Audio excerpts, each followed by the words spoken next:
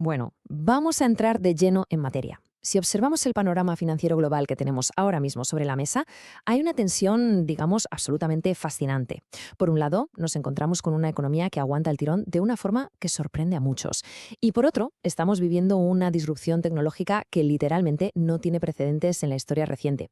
Bienvenidos a este análisis donde vamos a desgranar los datos directamente de las fuentes institucionales para ver qué está pasando realmente en los mercados. Y claro, todo esto nos lleva a la gran pregunta, que es el foco central de hoy.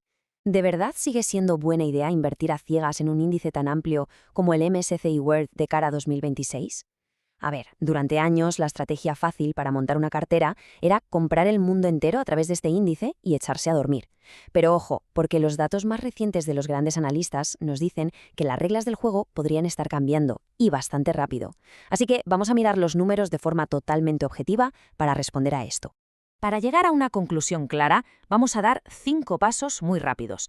Perspectivas macroeconómicas para 2026, el motor de la inteligencia artificial, el debate sobre si invertir en el MSCI World, los riesgos geopolíticos globales y, por último, la necesidad de diversificar. Arrancamos con el primer punto, las perspectivas macroeconómicas para 2026. Fijaos en este contraste que nos muestran informes de gestoras como Unicaja. Básicamente, se espera un crecimiento moderado, pero bastante robusto.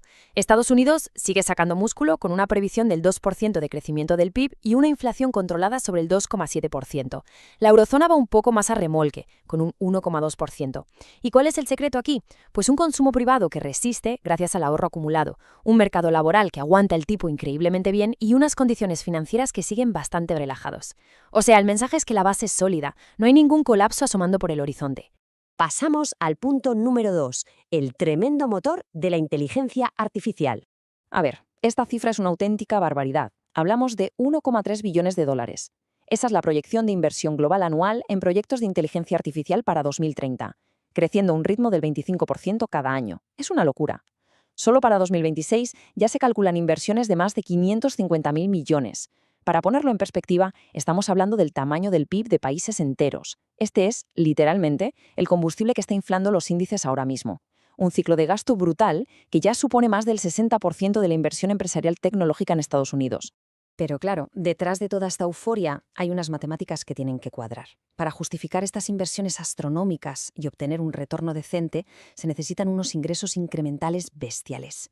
Y ahí es donde el mercado confía en que los sectores de hardware, las plataformas en la nube, el software y la publicidad van a generar todo ese pastel de nuevos ingresos impulsados por la IA. Esta es la cuenta, la justificación matemática en la que se apoya el mercado para dar por buenas las tremendas subidas que estamos viendo en la tecnología. Lo que nos lleva al tercer punto y al meollo de la cuestión. Entonces, ¿invertimos en el MSCI World o no? Aquí hay un detalle que es absolutamente clave entender. El MSCI World de hoy no se parece en nada al de hace una década. Pensadlo bien, la tecnología hoy pesa cerca de un 30% en todo el índice. Hace solo 10 años era apenas el 11%. Claro, esto abre un debate tremendo. ¿Hasta qué punto tiene sentido depender tanto de un solo sector para tirar del carro de un índice que en teoría te venden como la gran apuesta diversificada a nivel mundial? Y luego está el tema de cuánto nos cuesta esto, la valoración. El MSCI World está cotizando ahora mismo unas 20 veces los beneficios esperados a 12 meses. Ojo al dato, porque esto significa que está un 30% por encima de su media de los últimos 20 años. Es una valoración súper exigente y está empujada casi al 100% por esa fiebre tecnológica en Estados Unidos que acabamos de comentar. Si miramos históricamente los ratios precio-beneficio, la brecha es más que evidente. La bolsa estadounidense cotiza con una prima brutal por las nubes frente a su media histórica. Mientras tanto, Europa y los mercados emergentes están en múltiplos muchísimo más relajados. El problema de pagar precios tan premium por los mercados principales es que te dejan un margen de error mínimo. A la mínima que haya un susto con el crecimiento o la inflación, el golpe puede doler, y mucho. Aún así, hay que ser justos y decir que el consenso de las grandes instituciones sigue siendo bastante alcista. Desde JP Morgan, por ejemplo, mantienen una visión constructiva. Siguen pensando que los fundamentales apoyan claramente a la renta variable por encima de quedarse en liquidez o en bonos. Básicamente, la creencia institucional es que, mientras no aparezca un riesgo de cola extremo, el entorno da alas para que las acciones sigan liderando la rentabilidad. Pero, y siempre hay un pero, otras voces importantes están tocando la campana de aviso.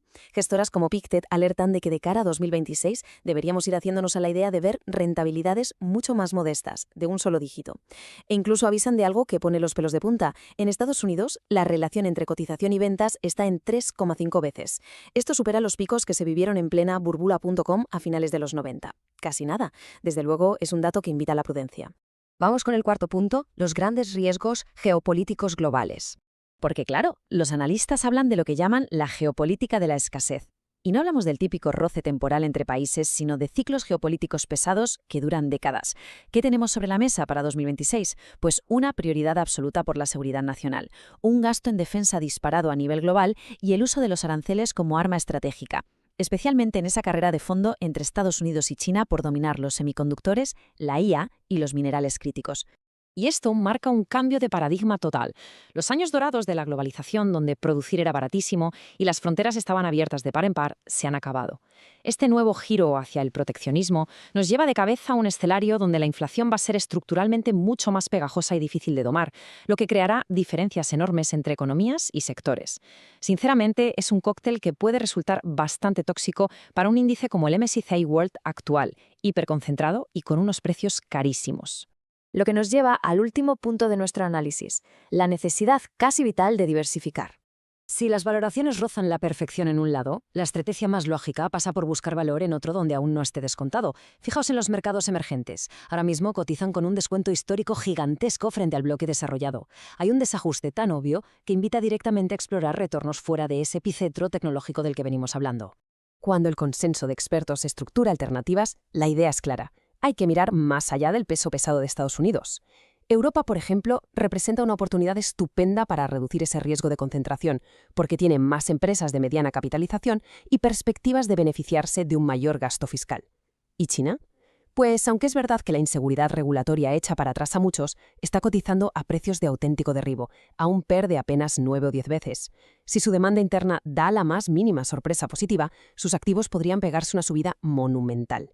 Y con esto llegamos a la reflexión final. Vale, la inteligencia artificial tiene motivos de sobra para generar ingresos colosales y el crecimiento macroeconómico aguanta, eso es indudable.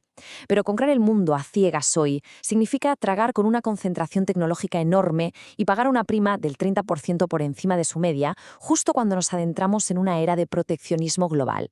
Así que nos queda esta pregunta en el aire. En un mundo que se está fragmentando a pasos agigantados, ¿no será el momento perfecto para buscar oportunidades en todo eso que se ha quedado rezagado y prepararnos para la posible resaca alcista de 2026? Ahí dejamos los datos para que cada cual diseñe su propia estrategia. Muchísimas gracias por acompañarnos en este repaso a fondo